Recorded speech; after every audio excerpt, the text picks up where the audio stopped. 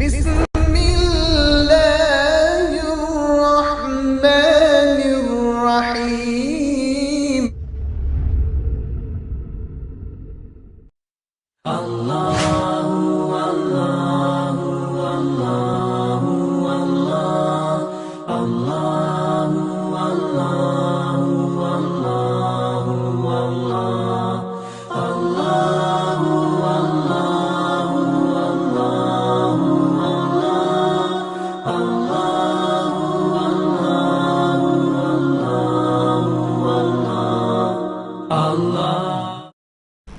نحمده ونصلي على رسوله نور الأولين والآخرين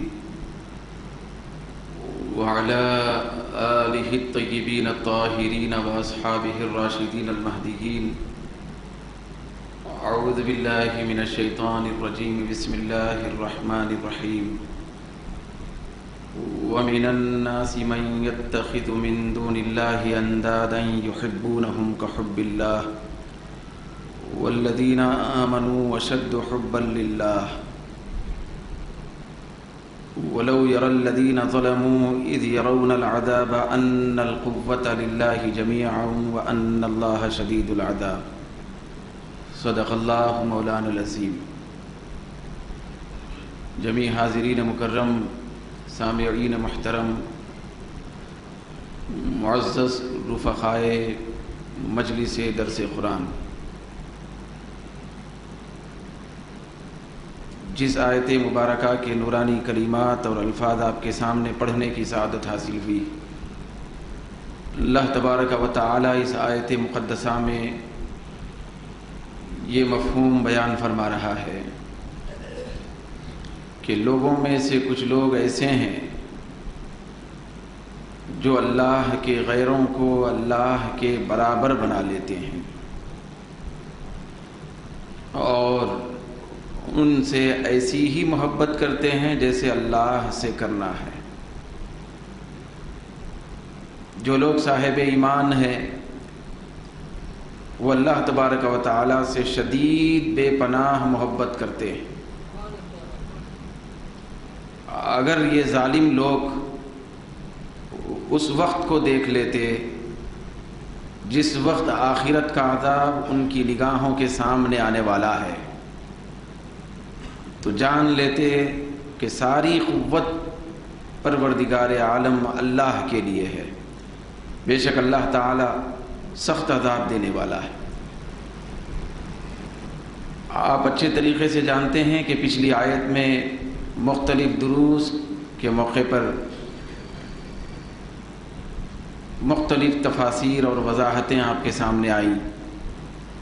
اللہ تبارک و تعالی عقل مندوں کے لیے پچھلی آیت میں نشانیاں بیان فرمایا. تو نشانیاں عقل مندوں کے لیے ہوتے ہیں، پھر عذاب بے عقلوں کے لیے ہوتا ہے. جو سمجھ رکھتے ہیں ان کے لیے نشانیاں ہیں، جو سمجھ نہیں رکھتے ان کے لیے پریشانیاں ہیں. تو اللہ تبارک و تعالی پہلی آیت میں نشانیوں کا تذکرہ فرمایا، پھر اس آیت مبارکہ میں یہ بیان فرما رہا ہے کہ اللہ تعالی سخت عذاب دینے والا ہے. ظالم لوگ اللہ تبارک و تعالی کا عذاب دیکھیں گے، پھر ان کو نظر آئے گا، ان کے دل کے اندر یہ خیال پیدا ہو جائے گا از خود کہ یقیناً ساری قوتوں کا مالک اللہ ہے. پھر اس کے قبضے اختیار میں ہے کہ وہ جس کو چاہتا ہے عذاب کا شکار بنا دیتا ہے. تو نشانیوں کے بعد یہ عذاب کی بات کرنا، یہ دراصل وہ جو ہماری اردو میں مشہور مقولہ ہے، لاتوں کا بھوت باتوں سے نہیں سنتا. جس پر بات اثر نہیں کرتی اس کے لیے لات ہوتا ہے. یہ مقولے کے طور پہ ہے، لات چلانا نہیں. یہ مقولہ ہے، مطلب جو آدمی سمجھانے سے نہیں سمجھتا تو اس آدمی کے لیے اب قوت اور طاقت چلانا پڑتا ہے. تو اللہ رب العزت کی یہ بہت بڑی مہربانی ہے کہ رب قدیر نے پہلی آیت میں عقل مندوں کو نشانیاں بتا بتا کے اپنی قوت سمجھائی. اس کے باوجود بھی اگر کوئی نہیں سمجھتا ہے تو اللہ تبارک و تعالیٰ کے سمجھانے کا معاملہ تو ختم ہو گیا. اب سمجھانے کا وقت ختم ہو گیا، اب عذاب اور قوت چلانے کا وقت آ گیا. تو پہلے عقل مندوں کی بات تھی، اب اس وقت پروردگار عالم بے عقلوں اور بے شعوروں کی بات فرما رہا ہے. جو عقل مند ہوتے ہیں وہ نشانیوں کو دیکھتے ہیں، اللہ کی قدرت مانتے ہیں. جو بے وقوف اور بے شعور بے عقل ہوتے ہیں وہ نشانیاں دیکھ کر نشانیوں میں گم ہو جاتے ہیں.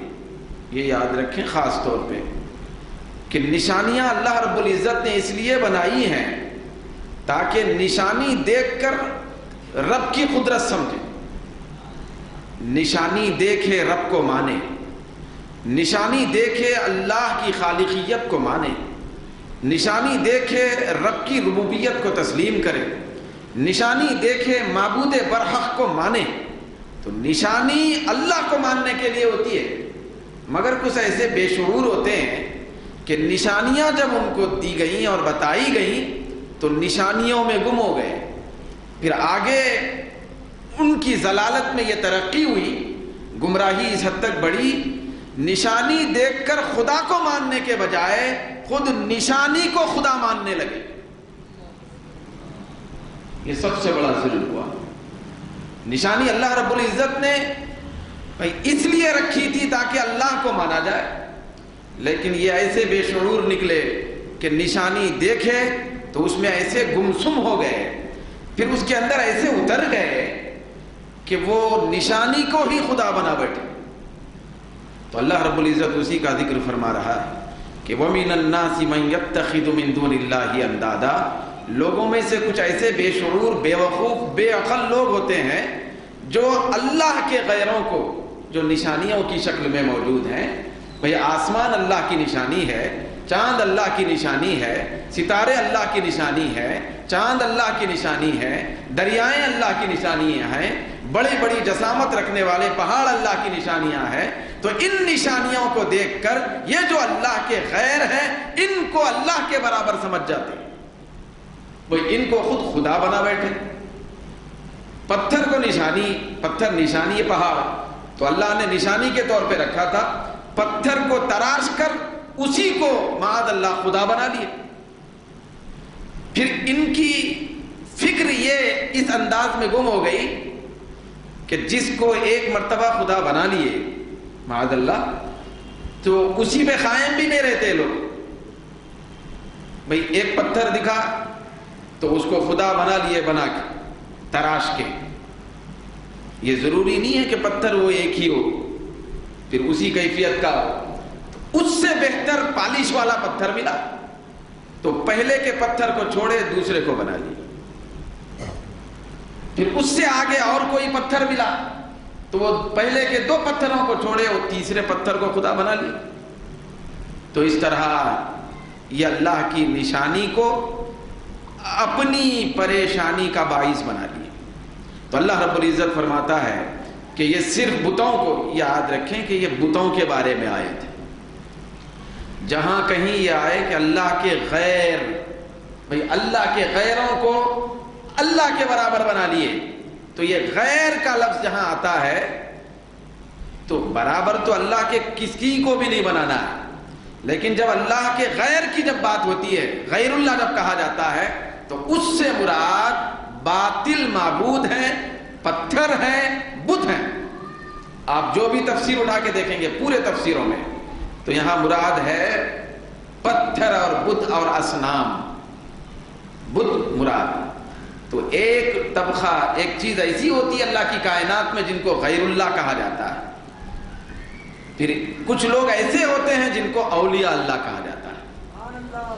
تو غیر اللہ الگ ہیں، اولیاء اللہ الگ ہیں. غیر اللہ یہ اللہ تبارک و تعالیٰ کے مد مقابل میں بتوں کو جو بنایا جاتا ہے کہ یہ خدا ہے، تو وہ غیر اللہ. پھر اولیاء اللہ یہ اللہ کے دوستوں کو کہا جاتا ہے جن کا تعلق خدا سے قائم ہو جاتا ہے. کس طریقے کا تعلق قائم ہو جاتا ہے وہ آگے آ رہا ہے. اللہ تعالیٰ سے تعلق یا اولیاء اللہ کا کس طریقے سے قائم ہوتا ہے. روایت میں آتا ہے، صاحب تفسیر کبیر بیان فرماتے ہیں، حضرت صدی رضی اللہ تعالیٰ عنہ سے کے پاس بولا گیا. آپ نے فرمایا، امام فخر الدین رازی رحمۃ اللہ علیہ فرما رہے ہیں، یہ بات میں اس لیے عرض کر رہا ہوں پہلے ہی تاکہ یہ اولیاء اللہ کا مقام بھی سمجھیں. اور ایک بات یاد رکھیں، چاہے اولیاء ہوں یا انبیاء، کیا ہے بولیے، چاہے اولیاء ہوں یا انبیاء، کسی کو بھی اللہ کے برابر معاذ اللہ نہیں بنایا جا سکتا. کسی کو بھی نہیں بنانا، بھئی اولیاء ہوں یا انبیاء. ہمارے نبی سید المرسلین ہیں، ہمارے نبی حبیب رب العالمین ہیں، ہمارے نبی امام الانبیاء ہیں، لیکن یہ بھی اللہ کے برابر نہیں. یہ اللہ کے بندے ہیں، اللہ کے محبوب ہیں، مگر اللہ سے تعلق رکھنے والے، اللہ کے غیر نہیں ہیں. خدا بھی نہیں ہے، خدا کے غیر بھی نہیں، خدا سے تعلق رکھنے والے ہیں، خدا سے ربط رکھنے والے ہیں، خدا سے محبت کا گہرا ربط اور تعلق رکھنے والے.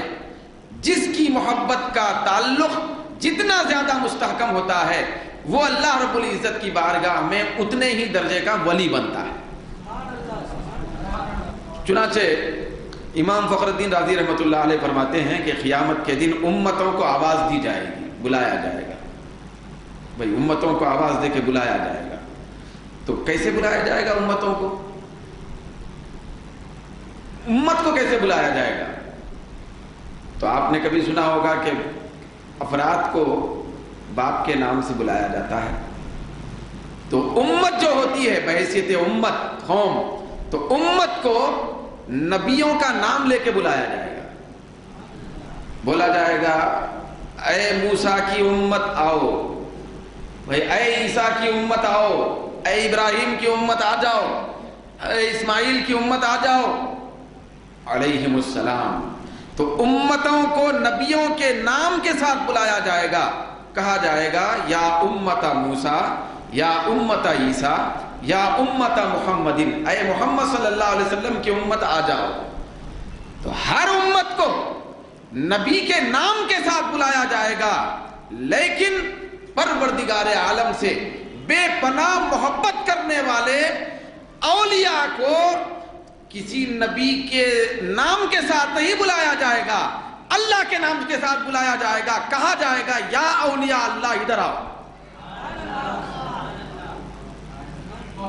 تو آپ بتائیں کہ اولیاء کا مقام کتنا بڑا ہے. قیامت کا دن ہے بھائی، قیامت کا دن ہے. رب قدیر اپنے اولیاء کو، اپنے دوستوں کو، اپنے مقرب بندوں کو، اپنے مخلصین لوگوں کو نبی کے نام کے ساتھ بھی نہیں، اپنے نام کے ساتھ بلا رہا ہے کہ اے اللہ کے دوستو ادھر آؤ. تو یہ اولیاء کا مقام ہے. تو اب بولیے اولیاء کا مقام ہے نہیں ہے؟ تو اولیاء اللہ الگ ہیں، انداد اللہ الگ ہیں. اولیاء اللہ الگ ہیں، غیر اللہ الگ ہیں. غیر اللہ کا مطلب کسی حیثیت سے کوئی تعلق اللہ سے نہیں. ان کو بدبخت لوگوں نے، مشرکوں نے، یا اللہ کے برابر یا اللہ سے بڑا معاذ اللہ بنا کر بتوں کی تعداد میں شکل میں بنا کر اپنا معبود بنا لیا. تو ولی کوئی بھی ہو معبود نہیں ہے. ولی کی عبادت نہیں ہوتی، نبی کی عبادت نہیں ہوتی. نبی ولی اس لیے آتے ہیں تاکہ اللہ کی عبادت کا راستہ بتائیں، اللہ کی عبادت کی طرف لے جائیں. تو اللہ تبارک و تعالیٰ یہاں فرماتا ہے، اولیاء اللہ کی بات نہیں فرما رہا، انداد اللہ کی، یعنی اللہ کے غیر جو ہیں بت کی شکل میں.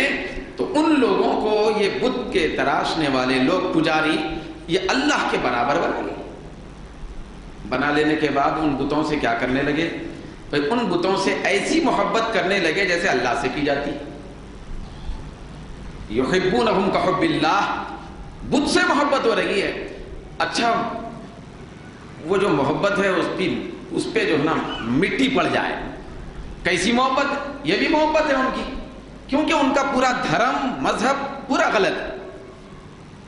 ان سے محبت کر رہے ہیں اور دعوے دار کیا ہیں کہ ہم ایسے ہی محبت کر رہے ہیں اس بت سے، لات سے، منات سے، عزا سے، بتوں سے ایسی محبت کر رہے ہیں جیسے اللہ سے محبت کی جاتی ہے، معاذ اللہ. تو یہ ان کا دعویٰ ہے. تو یہ دعویٰ ہی ہے، محبت اس چیز کا نام ہی نہیں ہے. صبح میں ایک، دوپہر میں ایک، شام میں ایک. نظریے بدلنے کا نام محبت نہیں ہے. محبت میں آدمی اتنا پختہ ہو جاتا ہے کہ ایک پہلو پہ رہتا ہے. بارش پڑے تو محبت میں کوئی فرق نہیں، آگ برسے کوئی فرق نہیں، کیونکہ محبت ایک ایسے آتش کدے کا نام ہے جو اس کے سامنے آتا ہے وہ جل جاتا ہے. یہ اللہ کی محبت یہ ایسی آگ کا نام ہے جو اس کے سامنے آ جاتا ہے وہ جل کے خاکستر ہو جاتا ہے. تو چنانچہ محبت تبدیلی نہیں چاہتی، محبت مزاج نہیں بدلتی، لیکن ان لوگوں کی عجیب محبت. پھر دعویٰ یہ ہے کہ ہم ایسے ہی محبت کر رہے ہیں جیسے اللہ سے محبت کی جاتی ہے. کیسے محبت؟ وہی ابھی میں نے آپ کے سامنے بتایا کہ پتھر جو ملا، پتھر کو تراش کے خدا بنا لیے. کوئی اچھا پتھر نظر آیا تو پچھلا جو پتھر ہے اس پہ پیشاب کر دیے. وہ جو اچھا پتھر آگے ملا اس کو خدا بنا لی. تو یہ کیسی محبت ہے؟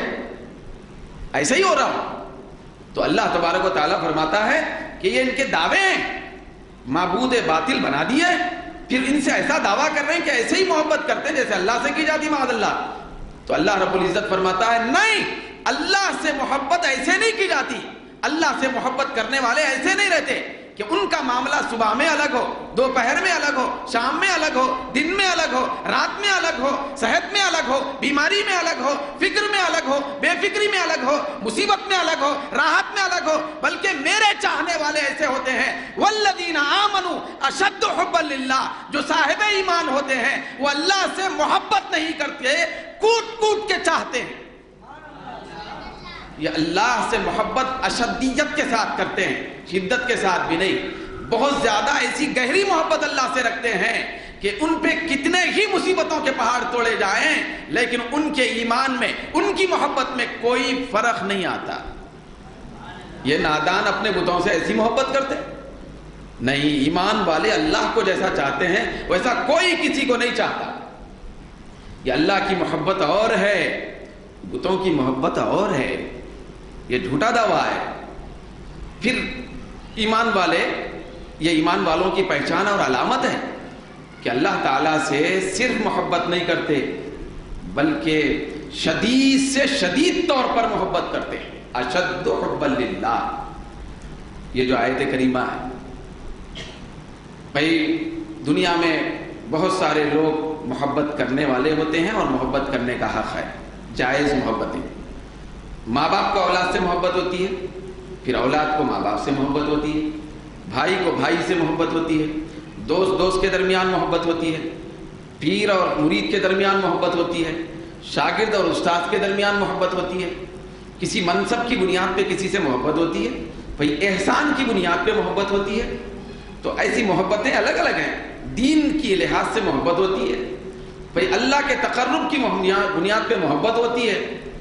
تو ایسے بہت ساری محبت کی قسمیں ہیں. یہ ساری قسمیں جا کر اللہ تعالیٰ کی محبت سے ملتے. اللہ سے اتنی محبت ہوتی ہے کہ اس محبت کے سامنے ساری محبتیں نیچے ہو جاتی ہیں. پھر اللہ تعالیٰ کی محبت ہمیشہ بڑی رہتی ہے. تو اللہ کی محبت ساری محبتوں کے مقابلے میں جب بڑھ جائے تو اسی کا نام ہے شدید تر محبت. یا اشد حبا للہ، سب سے زیادہ محبت مومنین کے دل میں اللہ کی ہوتی ہے. امام فخر الدین رازی رحمۃ اللہ علیہ بڑے ایک محبت کے پیکر کا واقعہ نقل فرماتے ہیں.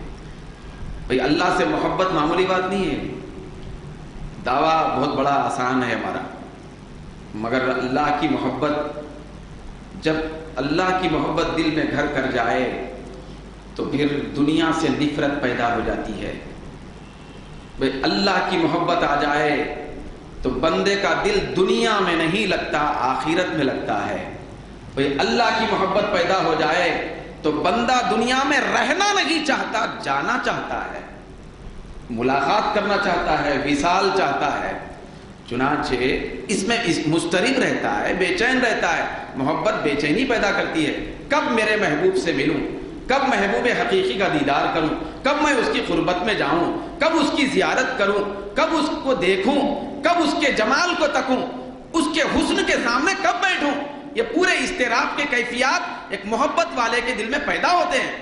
ایک مرتبہ خواجہ غریب نواز رضی اللہ تعالیٰ عنہ، حضور غریب نواز فرماتے ہیں کہ حضرت رابعہ بصری رحمۃ اللہ علیہ ایک بہت بڑی جلیل القدر ایسی ولیاں ہیں، رابعہ بصری خاتون ہیں، بھائی ایسی ولیاں ہیں کہ جن کی بارگاہ میں بیٹھ کر زانو ادب طے کرنا وقت کے بڑے بڑے اولیاء فخر محسوس کرتے تھے۔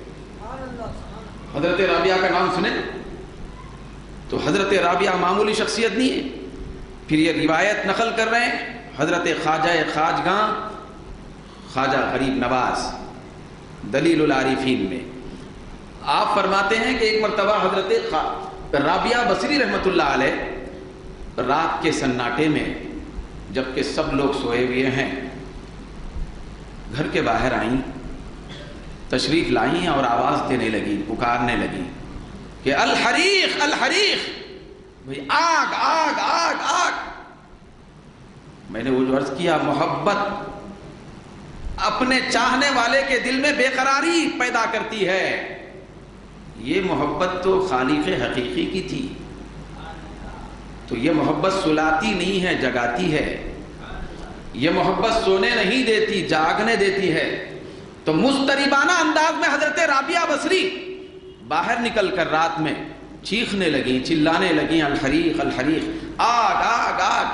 سارے محلے اور بستی والے بیدار ہو گئے، سب لوگ بیدار ہو کر حضرت رابعہ بصری کی آواز پر ادھر ادھر دوڑنے لگے کہ دیکھو حضرت رابعہ بصری آواز دے رہی ہیں، آگ لگی ہے کہیں، چلو آگ کو بجھائیں۔ کہاں آگ ہے؟ تو آگ کو بجھانے کے لیے پورے چھوٹے بڑے جوان بوڑھے عورتیں سب آ گئی۔ حضرت رابعہ بصری کی آواز سن کر سب جمع ہو گئے۔ تو انہی آنے والوں میں ایک واصل خدا بندہ بھی تھا، ایک اللہ کا ولی بھی تھا۔ تو جب لوگوں کو ادھر ادھر آگ بجھانے کے لیے، آگ دیکھنے کے لیے دوڑنے لگے، دوڑتا ہوا انہوں نے دیکھا تو ان کے دوڑنے پہ ان کو ہنسی آئی، وہ واصل بندے پر ہنسی آئی۔ ہنستے ہوئے انہوں نے کہا کیسے بیوقوف لوگ ہیں، کیسے بیوقوف۔ تو لوگوں نے پلٹ کے پوچھا کیا معاملہ ہے، آگ تو دکھ رہی، مگر یہ کہتی ہیں الحریق، آگ آگ، ہم بجھانے کے لیے ادھر ادھر دوڑ رہے، کہیں آگ تو نظر نہیں آتی۔ تو وہ واصل حق بندہ، وہ ولی کامل، وہ کہنے لگے نادانو، کیونکہ تم اس لذت اور نعمت سے محروم ہو، تم کو نظر نہیں آ رہا ہو، تم کو بات سمجھ میں نہیں آ رہی۔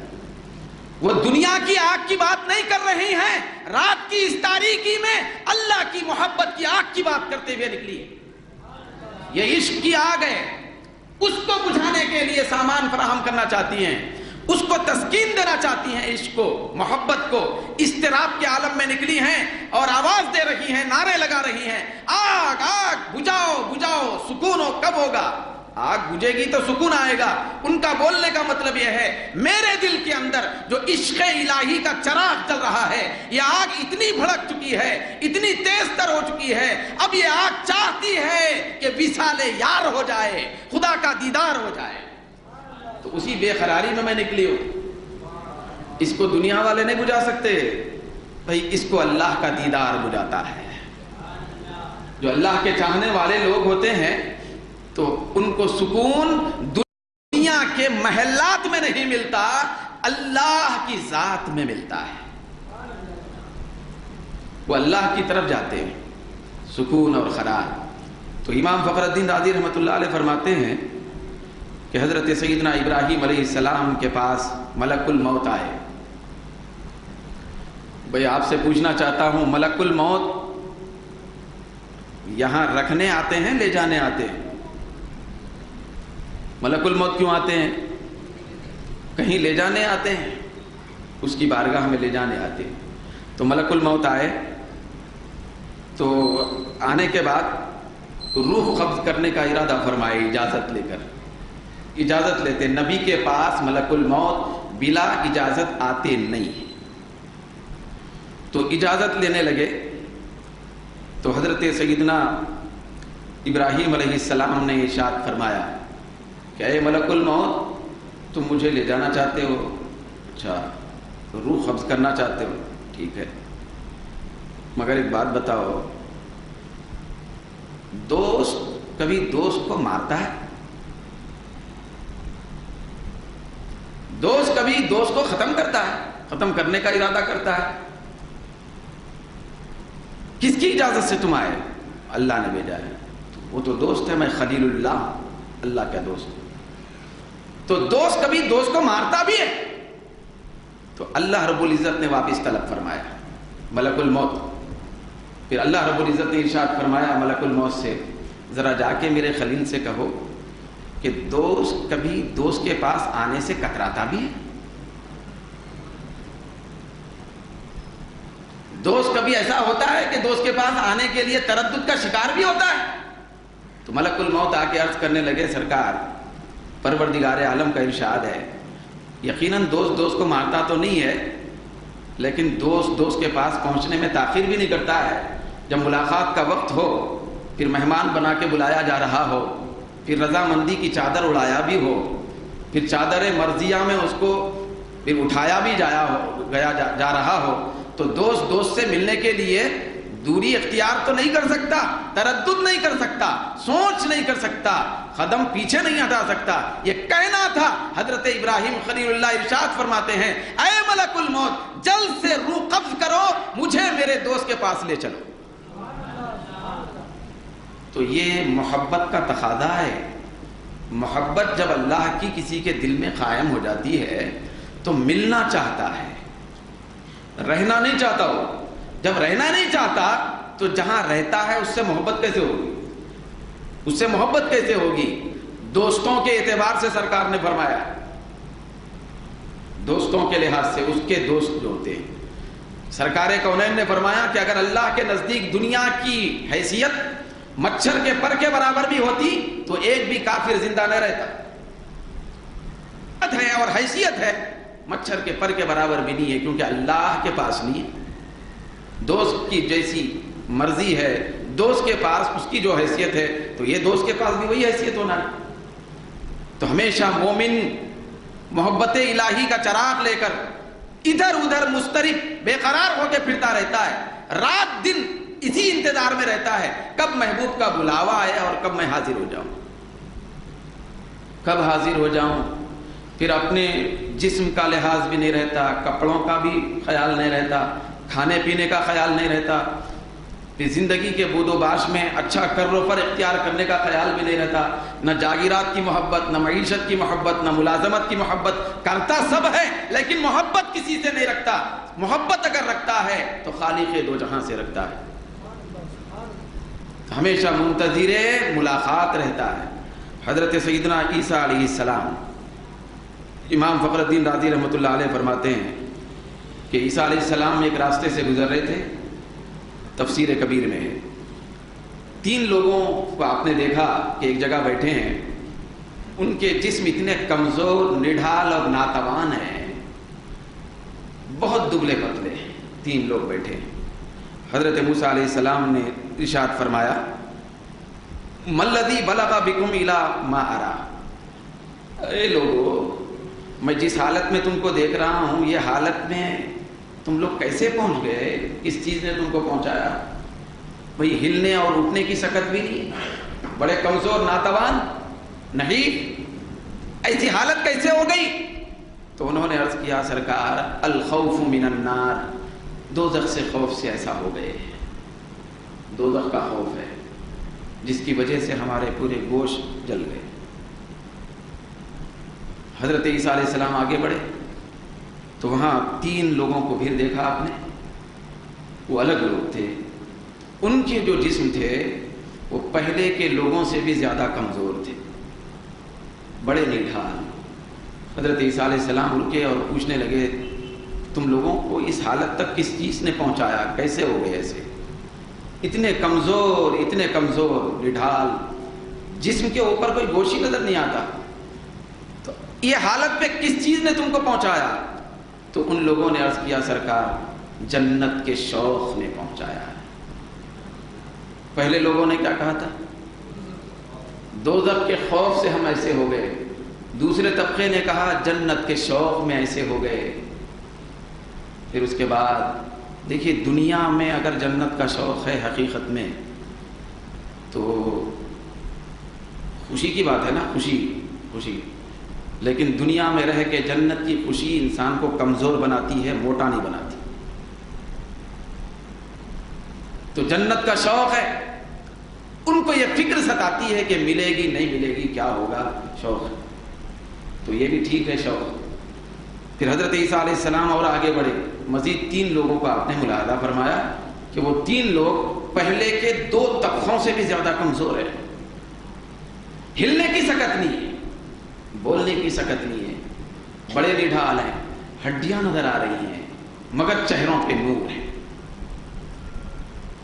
چہرے نورانی ہیں۔ پھر روایت میں آیا چہرے ایسا معلوم ہوتا ہے کہ نور کے مرکز ہیں،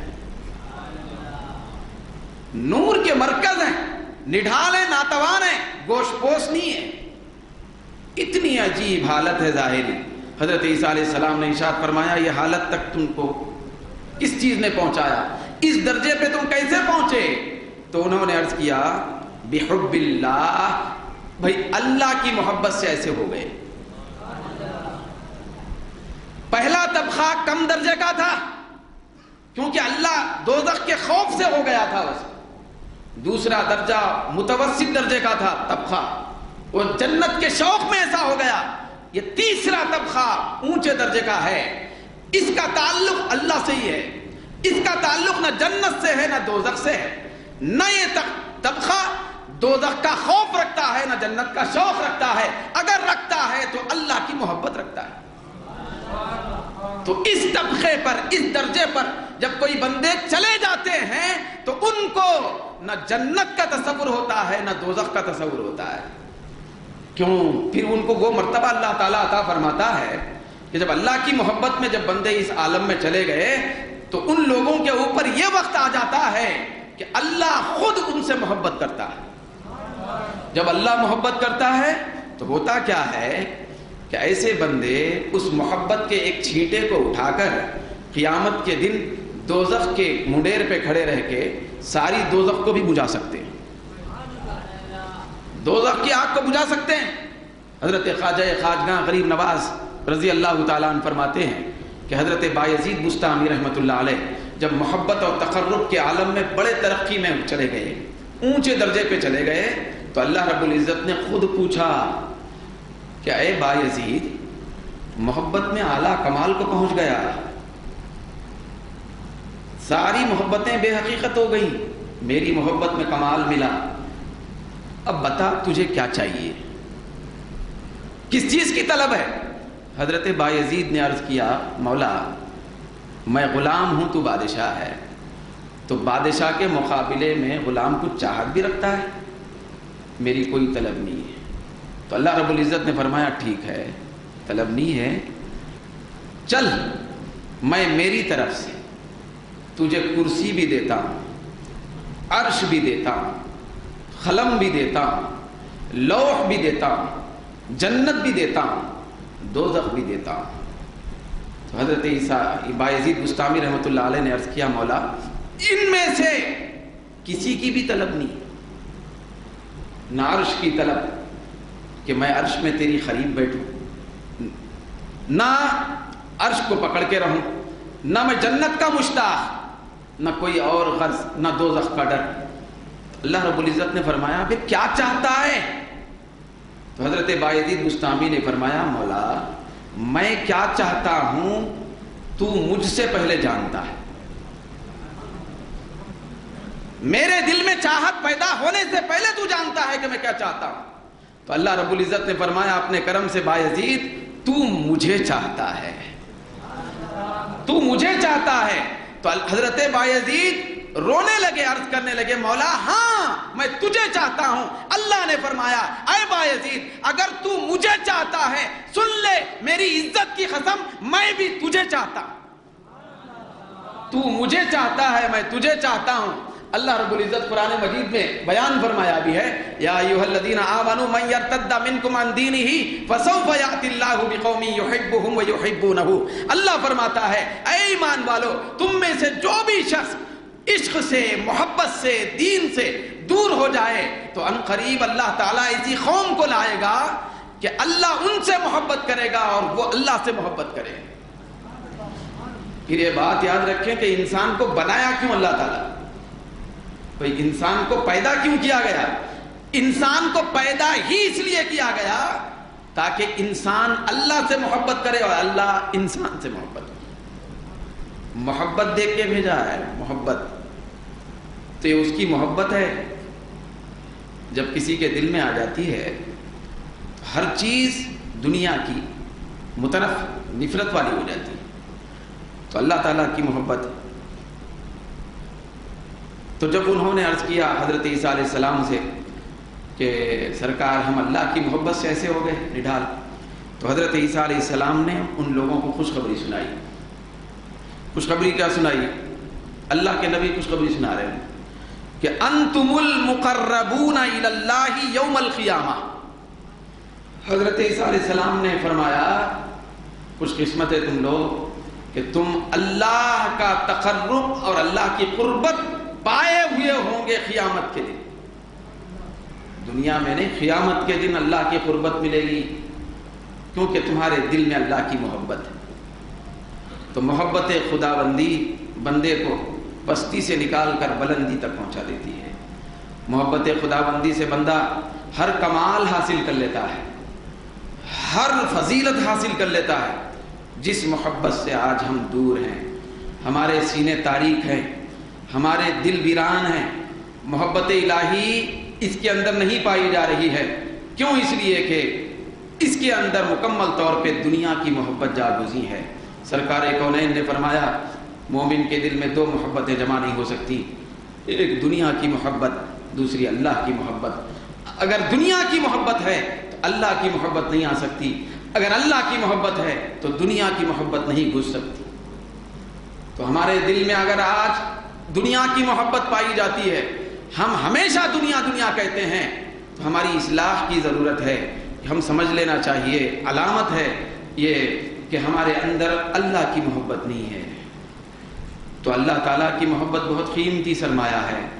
بھئی اسی محبت کے لیے تو انسان بنایا گیا، پھر اسی محبت کے لیے تو ہمارے لیے زمین بنائی گئی، اسی محبت کے خاطر تو آسمان کی بلندیاں بنائی گئی، اسی محبت کے خاطر تو ساری کائنات کو اللہ نے سجایا اور بنایا ہے کہ انسان کے دل میں میری محبت ہوتی ہے۔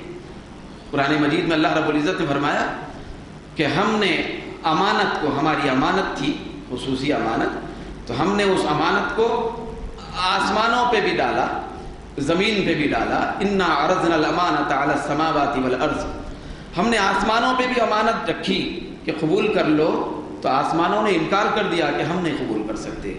زمینوں پہ ہم نے رکھی کہ زمین سے کہا کہ یہ امانت میری ہے تو قبول کر لے، تو زمین اتنی مضبوط زمین بھی انکار کرنے لگی کہ ہم قبول نہیں کریں گے۔ پہاڑوں سے کہا ہم نے امانت میری قبول کر لو، تو پہاڑوں نے بھی انکار کر دیا۔ فَأَبَيْنَ أَن يَحْمِلْنَهَا، اس کو اٹھانے سے اس امانت کو پہاڑوں نے بھی انکار کر دیا، آسمانوں نے انکار کر دیا، سمندروں نے انکار کر دیا، زمین نے انکار کر دیا۔ اللہ فرماتا ہے اگر کسی نے اس امانت محبت کو اپنے کندھوں پر اٹھانے کے لیے تیاری کر لی اور اٹھانے کے لیے کوئی تیار ہوا تو وہ انسان ہوا۔ یہ محبت کی امانت اللہ تعالیٰ ہر ایک کو دینا چاہا، لیکن کسی نے قبول نہیں کیا، کسی نے قبول کیا تو انسان نے کیا۔ تو یہ امانت محبت ہے۔ تو یہ محبت جب انسان کے دل میں پیدا ہوتی ہے تو دوستو اس کے بعد انسان اور بندے کا عالم یہ ہوتا ہے۔ بلال حبشی سے پوچھیں کہ آپ کو وہ عرب کی انتہائی ریگستانی جو مٹی تھی، پھر عرب کی دھوپ میں پشت کھلی ہے، آپ کو اس پہ لٹایا جا رہا تھا، پھر آپ کے سینے پر گرم گرم پتھر رکھے جا رہے تھے، آپ کو درد نہیں ہونا تھا، آپ کو الم نہیں ہونا تھا، آپ کو تکلیف نہیں ہو رہی تھی، آپ مشقت محسوس نہیں کر رہے تھے۔ حضرت بلال فرمائیں گے نہیں نادانو، تم لوگ ابھی سرحد محبت میں نہیں آئے، محبت میں جب آ جاتا ہے ہر مصیبت راحت بن جاتی ہے۔ تو محبت بڑی قیمتی ہے، محبت مصیبت لاتی ہے مگر ایسی مصیبت لاتی ہے جس میں راحت ہوتی ہے، جس میں کیا ہوتی ہے؟ راحت ہوتی ہے۔ حضرت خواجہ غریب نواز رضی اللہ تعالیٰ عنہ فرماتے ہیں پھر اس کے بعد کیا ہوتا ہے معلوم؟ محبت کے انداز نرالے ہوتے ہیں، محبت پابندیاں پیدا کرتی ہے، محبت آزاد طبیعت نہیں رکھتی انسان کو، کیونکہ وہ جو اپنا محبوب ہے تو اس کو دیکھتا ہے کہ اس کی کیا پسند ہے، اس کی کیا مرضی ہے، اس کا کیا تیور ہے، پھر اس کا کیا خیال ہے، اس کے مطابق اپنے کو ڈھالتا ہے، پابند ہو گیا آدمی۔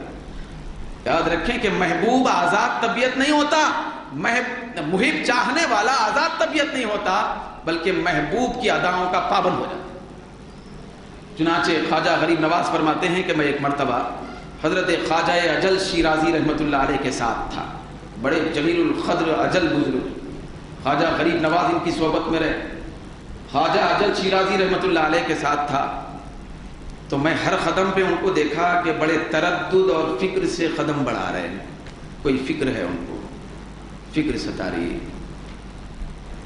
تو میں نے عرض کیا کیا بات ہے، آپ اتنا زیادہ متردد نظر آتے ہیں، ہر قدم پھونک پھونک کے ڈالتے ہیں، بڑے فکر مند نظر آتے ہیں، بھئی وضو کر رہے فکر میں ہے، سلام کر رہے ہیں فکر میں ہے، سلام کا جواب لے رہے ہیں فکر میں ہے، کھا رہے ہیں فکر میں، کیا تردد ہے آپ کے اندر، یہ حالت کیا ہے؟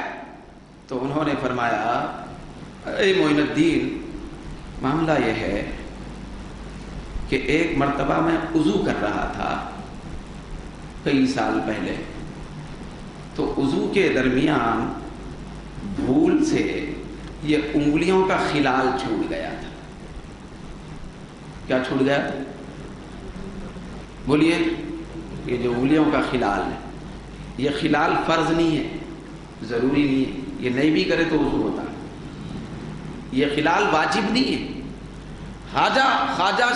خواجہ اجل شیرازی فرمانے لگے کہ ایک مرتبہ کئی سال پہلے یہ انگلیوں کا خلال چھوٹ گیا تھا، جیسے ہی صرف خلال چھوٹا جو واجب اور ضروری تو نہیں ہے، تو غیب سے آواز آئی کہ اے اجل شیرازی، تو دم بھرتا ہے میرے محبوب کی محبت کا اور میرے محبوب کی سنت میں غفلت برتتا ہے، غفلت برتتا ہے، دم بھرتا ہے میرے محبوب کو چاہنے کا، تو اس وقت سے میں سنبھل سنبھل کے چلتا ہوں۔ یہ محبت وہ سنبھل سنبھل کے چلاتی ہے۔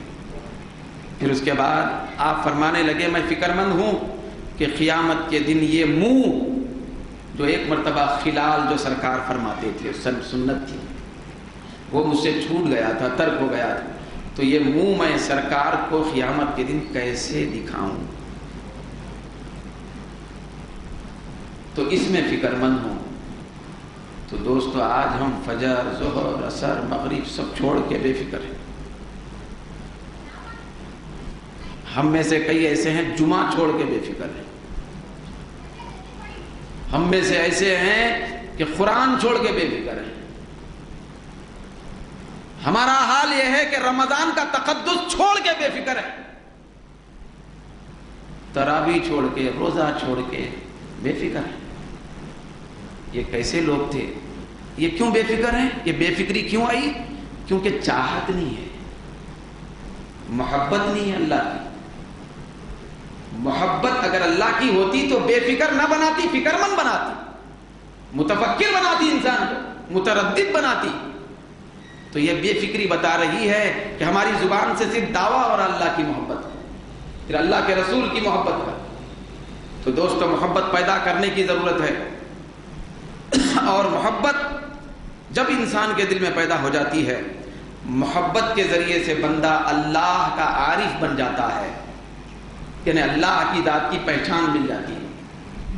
پھر اللہ کی عظمت کا تصور اس کے اندر قائم ہو جاتا ہے، پھر وہ اللہ ہی کو چاہتا ہے، دنیا کے ساری محبتوں کو ختم کر دیتا ہے۔ ختم کیا کرتا ہے؟ مغلوب کرتا ہے، دبا دیتا ہے۔ پھر جس سے بھی محبت کرتا ہے تو اللہ کی خاطر کرتا ہے۔ تو یہ محبت بندے کے دل میں پیدا ہونے کی ضرورت ہے۔ تو اسی لیے اللہ رب العزت نے فرمایا والذین آمنوا اشد حبا للہ، کہ جو لوگ صاحب ایمان ہوتے ہیں وہ اللہ سے صرف محبت کرنے والے نہیں، پھر اللہ سے صرف شدید محبت کرنے والے نہیں، بلکہ اللہ سے شدید تر محبت کرنے والے ہوتے ہیں، حد سے زیادہ محبت کرنے والے ہوتے ہیں۔ جب حد سے زیادہ محبت ہو جاتی ہے تو نیند نہیں آتی ہے، پھر اللہ کے جلووں میں سوتا ہے، پھر اللہ کے جلووں میں کھاتا ہے، پھر اللہ کے جلووں میں زندگی گزارتا ہے، صرف اللہ ہی اللہ پیش نظر ہوتا ہے۔ مرتبہ بڑھتے بڑھتے اتنا کمال کو پہنچتا ہے کہ رب قدیر اس بندے سے محبت فرماتا ہے۔ اللہ رب العزت اس بندے کی سنتا ہے، کہ سن کے اس بندے کی جو مرضی ہوتی ہے اللہ کی وہی مرضی ہو جاتی ہے۔ تو یہ اس وقت ہوتا ہے جب کہ محبت میں کمال پیدا ہو جائے۔ ہم تو محبت کی پہلی سیڑھی سے بھی نہیں گزرے تھے، محبت کے ابھی میدان میں ہی نہیں آئے، محبت کے ابھی سرحد میں ہی نہیں آئے، بہت دور ہم کھڑے ہوئے ہیں۔ تو ہمیں چاہیے کہ محبت کے میدان میں آئے۔ صحابہ کرام سے پوچھیں، بزرگان دین سے پوچھیں، بھئی ان لوگوں سے پوچھیں کہ اللہ کی محبت کی وجہ سے جن کے حلقوں پر تلوار چلائی جاتی تھی، بھئی ان لوگوں سے پوچھیں کہ جن کے جسم پر آرے چلائے گئے، کہ اللہ کی محبت کیا ہوتی ہے، کیسی بے مثال ہوتی ہے۔ شہادت کیا ہے؟ شہادت اللہ کی محبت کو کمال تک پہنچانے کا نام ہے۔ شہادت یہ اللہ کی محبت کے منتہا درجے کو پہنچنے کا نام ہے۔ تو ہمیں چاہیے کہ اس محبت کے میدان میں آنے کی کوشش کریں۔ پھر یہ بات یاد رکھیں کہ آپ میں بھائی عطر خرید نہیں سکتے، خوشبو، مگر عطر سونگھنا چاہتے ہیں، کم سے کم ماحول میں آنا چاہتے ہیں تو عطر فروش کے آزو بازو آنا پڑتا ہے، کم سے کم عطر کی خوشبو آئے۔ ٹھیک اسی طریقے سے اگر اللہ کی محبت سے اور اللہ کی محبت کی خوشبو سے اگر آج ہم دور ہیں تو محبت کی خوشبو سونگھنے کے لیے اولیاء کی بارگاہوں میں آنا چاہیے۔ جو یہاں آتا ہے اللہ کی محبت کی خوشبو اس کو میسر آ جاتی ہے۔ عطر فروش سے عطر تو حاصل نہیں کیا جا سکتا، لیکن خوشبو کے لیے کوئی دیوار حائل نہیں ہو سکتی، خوشبو کے لیے کوئی رکاوٹ نہیں ہو سکتی۔ عطر فروش جہاں عطر لے کے بیچتا ہے گزرنے والے کو بھی خوشبو مل جاتی ہے۔ اسی طریقے سے ہم اس کمال تک اگر نہ بھی پہنچے ہوں، محب صادق نہیں بنے ہوں، تو اللہ رب العزت فرماتا ہے اے میرے دور بندو، میری محبت سے دور اپنے آپ کو کیے ہوئے بندو، تم آہستہ آہستہ میری سرحد محبت میں آنا چاہتے ہو تو میرے چاہنے والوں کی سرحد میں آ جاؤ، ان کے ساتھ بیٹھو، پھر ان کی بارگاہوں میں حاضری دو، پھر ان کی صحبت اختیار کرو تو تم کو خوشبو یہ محبت میسر آ جائے گی۔ اللہ تعالیٰ سے دعا ہے کہ رب قدیر ہم سب کو محبت کا چراغ اپنے دل میں جلانے کی توفیق عطا فرمائے۔ وآخر دعوانا الحمدللہ۔